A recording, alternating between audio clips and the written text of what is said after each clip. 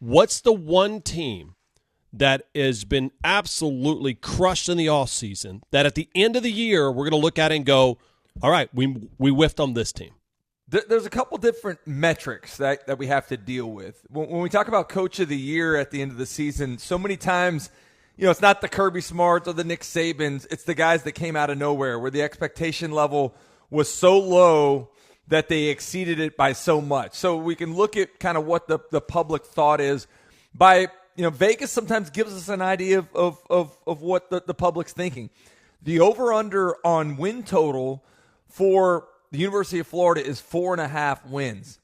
I think Florida ends up winning 7, maybe 8 games. And I know everybody's looking at the schedule and talking about how challenging that is.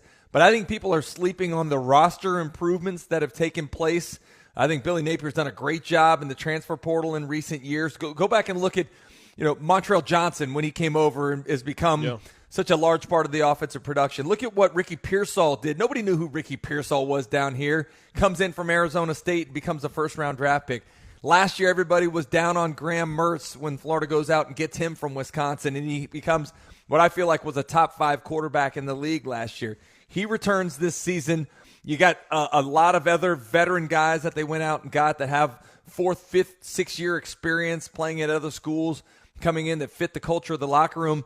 And maybe most importantly, 25% of the defensive snaps were taken by true freshmen last year. Those guys took their lumps, went through the growing pains, but they're back for another season with that experience under their belt. I just really think that people are down-talking the talent, not recognizing what Florida's done to upgrade the talent on the roster, and they're overvaluing logos on the schedule.